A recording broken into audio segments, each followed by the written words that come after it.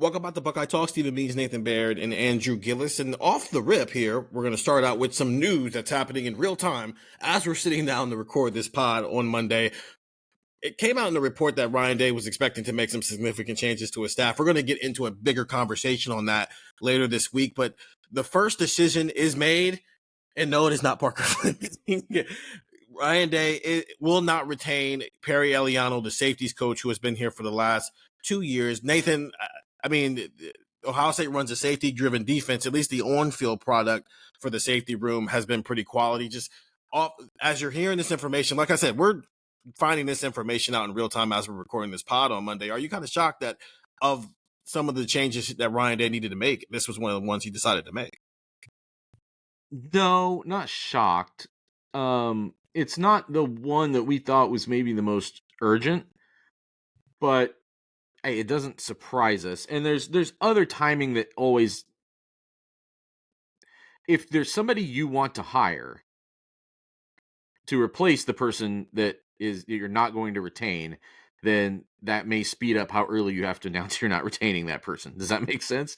So that could be a factor here. So these things are not just in order of importance based on our speculation and our observations.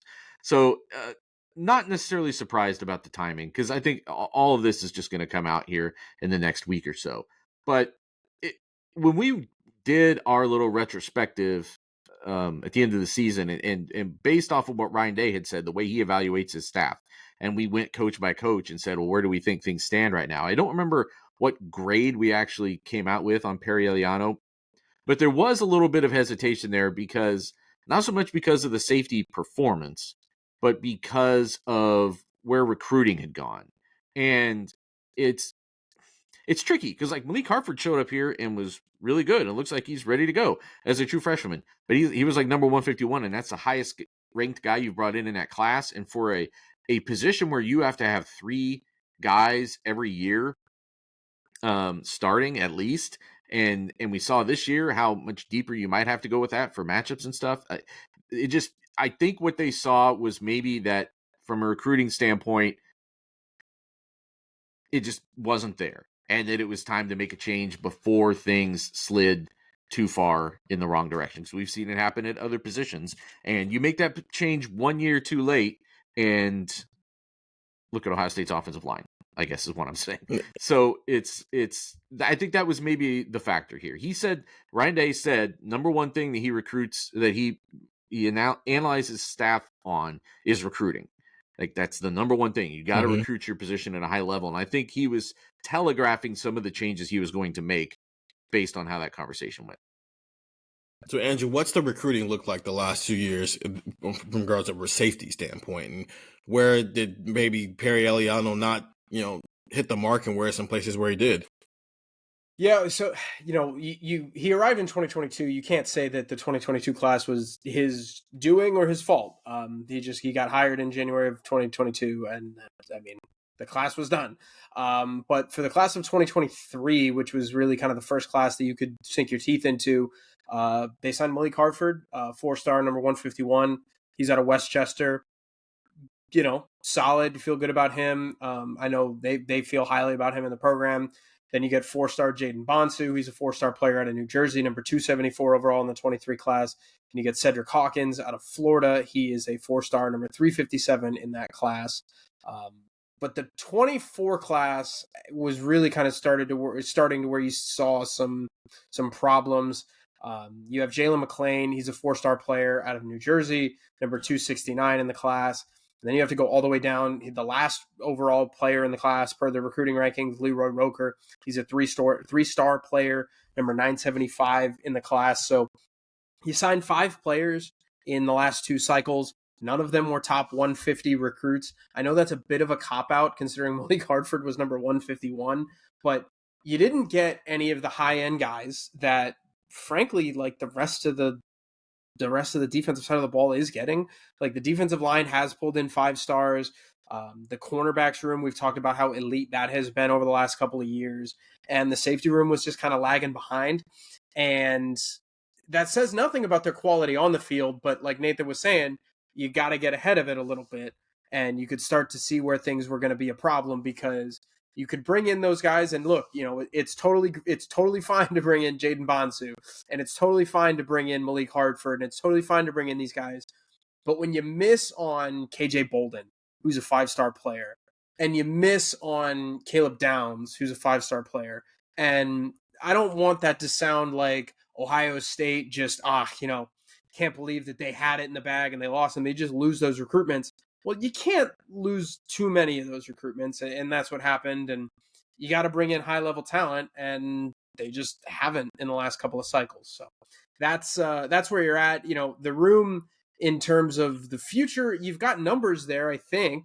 You had 3 in the 23 class and 2 in the 24 class, but is there that high-end talent? I think that's the problem. When you look at the staff, obviously, Nathan, you brought it up. Brian Day, when he revealed that criteria, the first thing he said was recruiting. We talked about this with some of the offensive guys, that when's the last time you went out and got somebody, where it doesn't make any sense why you went and got them, but you went out and won a recruiting battle. I mean, we see Brian Hartline doing it. We're seeing Tim Walton do it in the cornerback room. Larry Johnson has done it over the course of his long tenured career. Tony Alford has done it. Justin Fry, Perry Eliano, and the linebackers coach, which is Jim Knowles officially, but then kind of unofficially there is James Laurinaitis. Those are the only, Ohio, the linebackers just did it with Peyton Pierce there. So Perry Eliano is on that list of guys who hasn't necessarily gone out and just got a guy. And to your point, Nathan, when you're talking about the right now seems fine. The right now seems fine, especially with some of the guys that are expecting to get back who have opted in instead of deciding to declare for the NFL draft.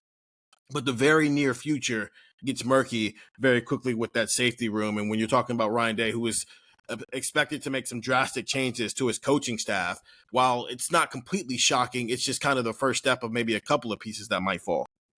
And listen, as much as we said that the performance of the safeties this year was not bad, it wasn't very good last year. And in between last year and this year, they promoted Tim Walton and gave him oversight of the whole secondary. So if we're going to give Perry Eliano credit for that, you got to give Tim Walton some credit for that and helping make that happen. And now they need to find a way, like you say, to have some of Tim Walton's success recruiting cornerbacks start to impact the way they're recruiting safeties. Now, have they had like multiple top 50, top 60, 70 safeties from the state of Ohio in these last couple classes? No, they haven't. That definitely does help. But at some point, like you're saying, like there was a gap between like that blue chip layup in your backyard and then being able to get that talent at the upper level and from out of state, from out of region even. And that I think has to be the standard that Day is using across the board now. Not that I guess it ever wasn't the standard, but if you start to see too much drift there, if it's just not there, if it's not getting done, I think you've probably got to pull the trigger fairly quickly. And it's just, I mean, Perry Eliano was at a situation like these guys come in on 2-year contracts. His 2-year contract ends on January 31st, as anybody else's contract who's up this year. It ends on January 31st. These things always go February to starting on February 1st. So that's what makes this decision, the timing of this decision, also not surprising, because you're not deciding to fire somebody. You're just simply deciding not to retain them, not to give them another contract. And that is, maybe it's a semantic argument that is slightly different as far as the decision you have to make in front of you. So that's the first of a couple of staff dominoes that potentially are expected to fall over the next couple of weeks, or maybe the next couple of days here as this continues to develop.